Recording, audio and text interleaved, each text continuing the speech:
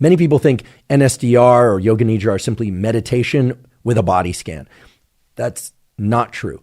Meditation is a focus exercise. NSDR restores energy through the dopamine system, and newer data are starting to show that it can actually recover lost sleep, so if you're not sleeping enough. Our first question is about motivation, in particular, how to maintain motivation over long periods of time. Well, first off, this is an excellent question.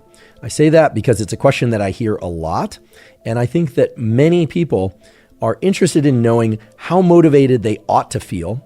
And I think a lot of people also feel a lot less motivated than they would like. Now, here the question was specifically about how to not go from these extremes of days or weeks of high motivation to days or weeks of low motivation.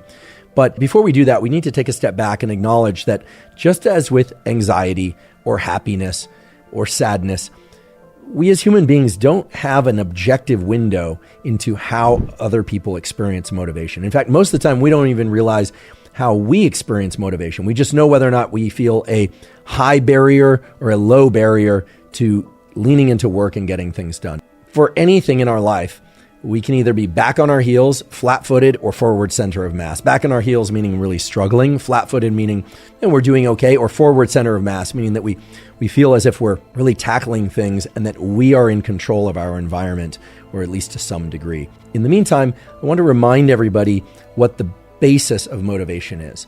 Now, there are many neurochemicals and neural circuits involved in what we call motivation, but a central theme of the neuroscience of motivation is that the neuromodulator dopamine is involved. Now, dopamine does other things besides control motivation. In fact, it controls light adaptation in the retina, that is your eye. It controls a number of different things in terms of movement. It controls all sorts of things, but it is strongly related to the motivation pathways. How do we know that? Well, there are experiments on animals and humans which show that even in the absence of dopamine, or in the presence of very low dopamine, I should say, people and animals can still experience pleasure. However, when dopamine levels are too low, people's ability to pursue pleasure, or their willingness to pursue pleasure, is strongly regulated by the levels of dopamine. So if dopamine levels are too low, people simply will not put in the effort to obtain or reach a goal. If dopamine levels are adequately high, they will put in that effort. And if dopamine levels go too high, you actually see something that is pathologic, which is that people consider every goal a reasonable goal. This is often seen in the manic phase of a manic bipolar person. So for instance, somebody with manic bipolar who's in a manic episode, dopamine levels are very, very high, and they will think every idea is a great idea, and they will have tons of energy to do that, so much so that they're not sleeping. So obviously that's not what we want, is how to keep dopamine levels in a range that allow us to lean into effort, but that we don't expend our ability to stay motivated. And we can really trace that back to a biochemical/neural circuit statement, which is we really want to control our output of dopamine and the baseline levels of dopamine from which that output is taken. In other words, we want to think about dopamine as a reservoir, or residing in a reservoir.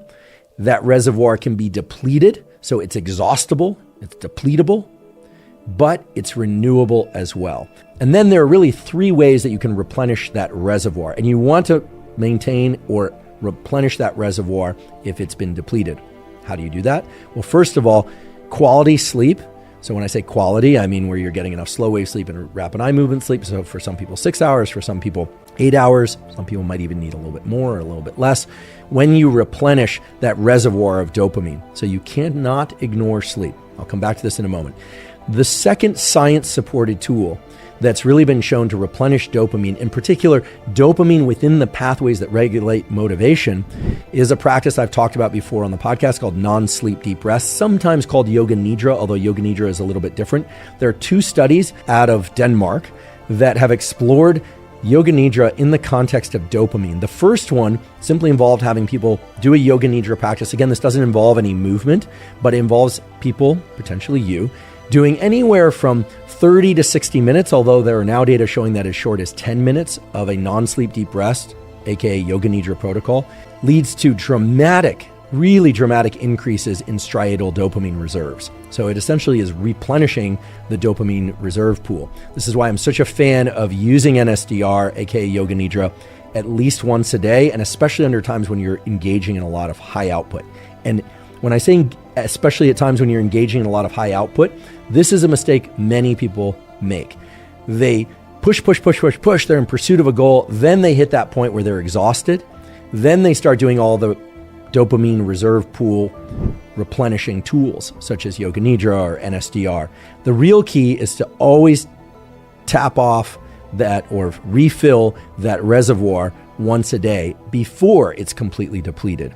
Now, this gets into some of the biochemistry of dopamine and the relevant circuits, but it takes a lot longer to restore the dopamine reservoir.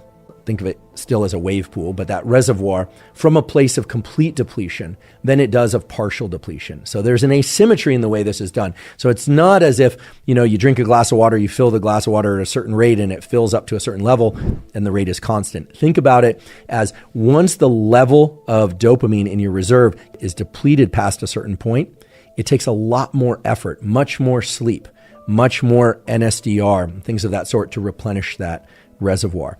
Now, oftentimes what people will do when they start feeling less motivation is they will start relying on things like Adderall, Ritalin, some cases illegal substances that can increase dopamine. You know what those are. Please don't ever lean to those. They are extremely dangerous. They really are, because of their ability to potently release dopamine. And guess what? Deplete that reservoir even further. Many people think NSDR or yoga nidra are simply meditation with a body scan. That's not true. Meditation is a focus exercise. Okay, most meditations are focus exercise. NSDR restores energy through the dopamine system, and newer data are starting to show that it can actually recover lost sleep. So if you're not sleeping enough, doing NSDR could restore confidence in cognitive ability and performance in these cognitive tasks. Okay, so this is a really powerful zero-cost tool for re-upping or replenishing that dopamine reserve. Okay, so this is something to do every day, especially when you're not feeling depleted.